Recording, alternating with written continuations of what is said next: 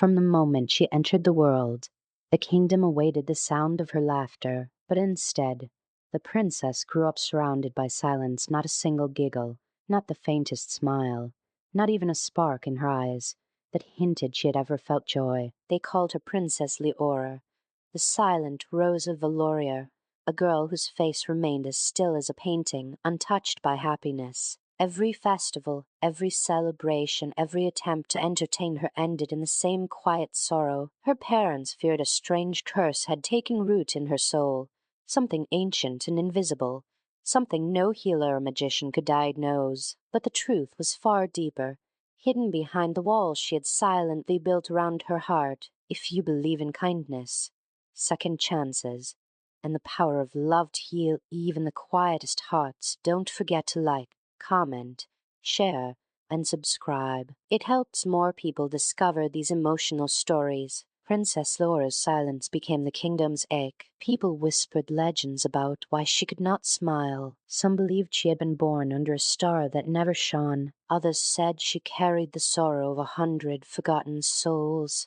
But the reality was something no one could guess. Leora felt too deeply, so deeply, in fact, that the world's noise overwhelmed her. Every emotion hit her like a tidal wave, every fear, every hurt, every moment of disappointment pressed against her chest until she learned that the safest expression was none at all. She lived her entire life behind a veil of calmness, but inside her heart stormed endlessly. Her mother, Queen Eleanor, was gentle and patient, always hoping the next morning would bring a miracle. Her father, King Alden, was a warrior with a soft heart, someone who would have fought entire armies if it meant gifting his daughter a single smile. They tried everything: comedians from faraway lands, magic illusions brighter than the stars, musicians whose melodies made even grown men cry, dancers who moved like wind and fire combined. Yet the princess remained untouched,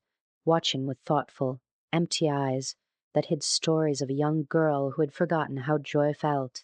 But it wasn't only emotional distance that made her silent, it was loneliness. Growing up in a golden palace, she had everything except the one feeling that mattered: a connection. She never had real friends. People treated her like a fragile glass sculpture, afraid to approach her, afraid to break her calmness, afraid of her quiet. She learned to walk softly, speak softly, exist quietly. She felt the weight of expectations pressing on her small shoulders. She often stood alone by her balcony, staring at the horizon, wondering how life could feel so empty while being surrounded by everything. Years passed, and Leora became a young woman, elegant, graceful, admired from a distance, yet untouched by joy. The kingdom loved her deeply, but even the people felt helpless. Her sadness became a collective sorrow, a reminder that even royalty could suffer silently. One day, after yet another failed attempt to make her smile, the king announced something daring. He declared that anyone in the kingdom, rich or poor,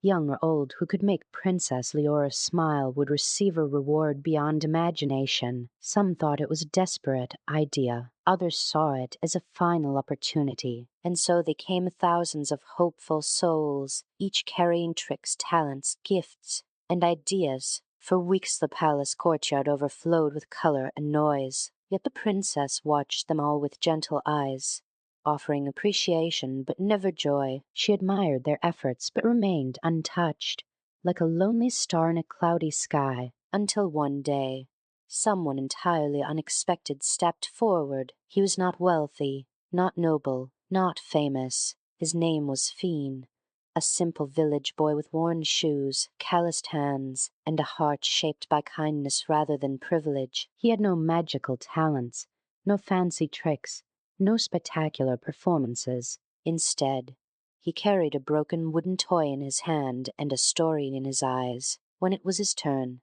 people laughed at him, wondering what a poor boy thought he could offer that thousands before him had not. Feon approached the princess with hesitant steps, but unlike the others, he didn't try to impress her. He simply sat on the ground, placed the broken toy between them, and began repairing it with quiet concentration. Leora watched him, confused. No one had ever dared to sit casually in front of her, let alone ignore the pressure to perform. He simply existed in front of her, real and unpolished. Something in that simplicity stirred something in her heart.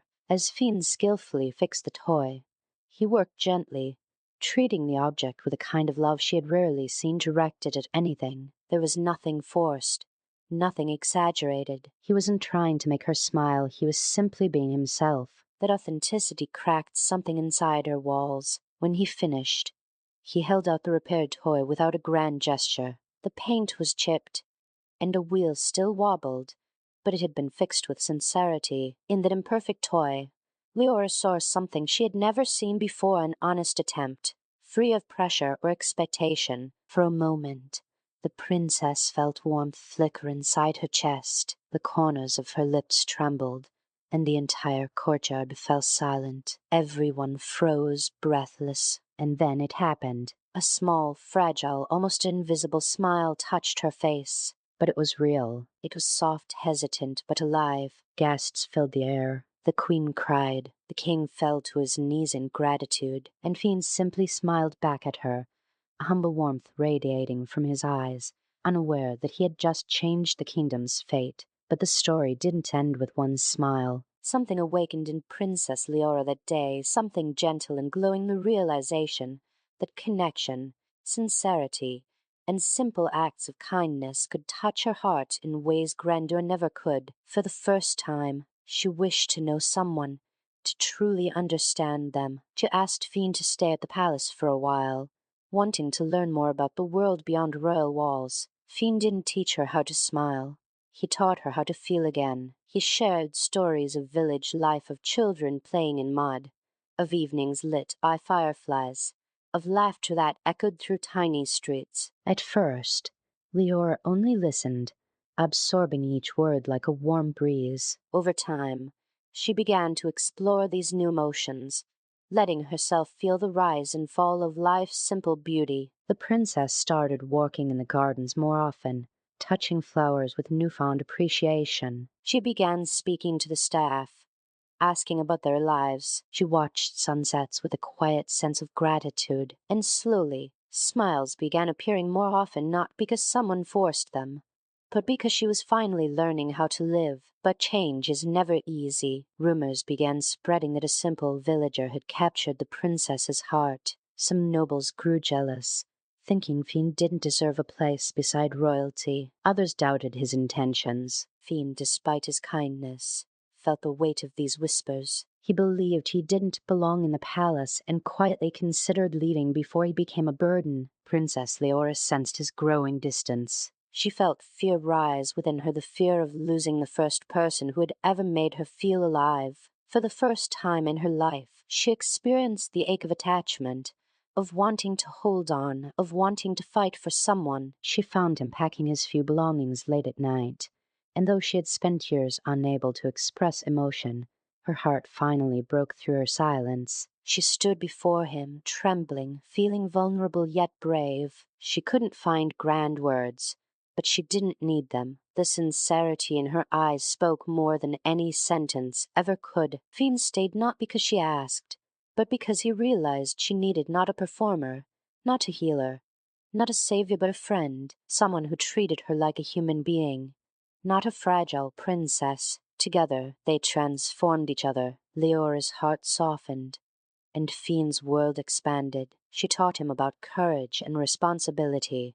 He taught her about simplicity and love. Over time, the kingdom saw not only a smiling princess, but a blooming one, a young woman finally embracing life with hope and vulnerability. As months passed, their bond deepened. People who once doubted Feon began respecting him, not because he made the princess smile, but because he helped her heal. Leora's smile became the kingdom's joyous symbol of resilience, a reminder that sometimes the smallest gestures carry the greatest power. And one quiet evening, as the sun painted the sky gold and the wind carried the hints of spring, Princess Liora stood on her balcony, reflecting on everything she had learned. She realized that her silence had never been a curse, it had been her shield. And the person who healed her heart didn't do it through magic, wealth, or grand gestures, but through sincerity, patience, In humble kindness, the princess who never smiled became the princess who learned how to feel again, and her story became a legend not of miracles,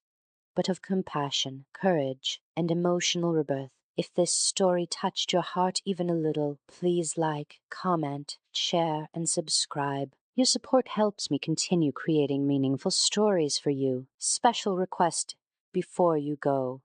Comment kindness heals if you believe every heart deserves a second chance.